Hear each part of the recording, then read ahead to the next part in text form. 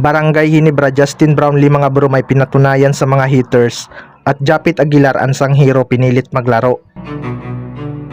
So ayon nga sa report mga bro ay 2 weeks kailangan ni Japit Aguilar magpahinga para makarecover sa kanyang groin injury.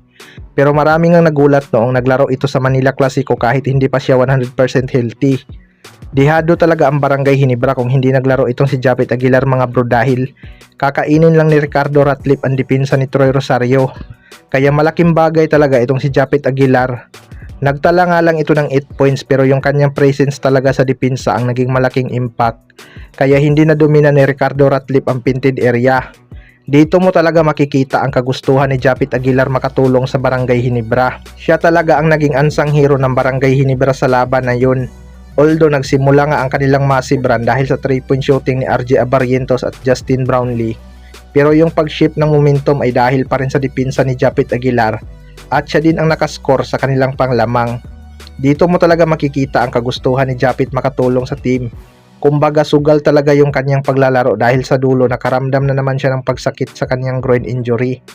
Pero syempre total team effort pa rin talaga. Balance nga lang ang kanilang naging scoring. Hindi man nagtala ng halimaw na numbers itong si Justin Brownlee. Marami namang nag-double digit. Sa kabilang banda naman mga bro, Justin Brownlee pinatunayan sa mga hitters. Ito nga si Justin Brownlee ay nag-struggle sa mga naunang laro ng Barangay Ginebra mga bro. Pero bumawi naman ito ng halimaw na numbers kontra Tiraperma Jeep with 49 points at 39 points naman kontra Converge. Kontra Magnolia Hotshots naman ay hindi ganoon kataas ang kanyang nagawang puntos na mayroon lamang 28 points. Pero siya pa rin naman ang leading scorer ng Barangay Ginebra. Malaking bagay talaga na pumasok ang kanyang mga tira beyond the arc. Nasa 5 trees yata ang kanyang naipasok mga bro. Silang dalawa nga ni RJ Abarientos ang uminit sa 3 points area. Ang kinaganda lang talaga mga bro kahit 28 points lang ang kinamada ni Justin Brownlee ay nag-ambag ng malaki ang mga locals. Ito kasi yung nawala sa kanila kontra Converge mga bro.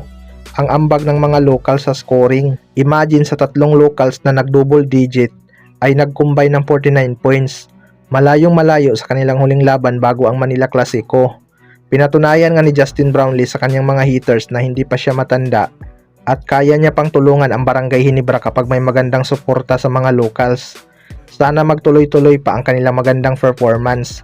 Matagal pa naman ang kanilang susunod na laban mga bro kaya may chance pa si Japit Aguilar makarecover sa kanyang injury. Malaki talaga ang impact ng isang Japit Aguilar kapag healthy. Kaya abangan na lang natin ang kanilang susunod na laban. Kayo mga bro, ano masasabi nyo tungkol dito?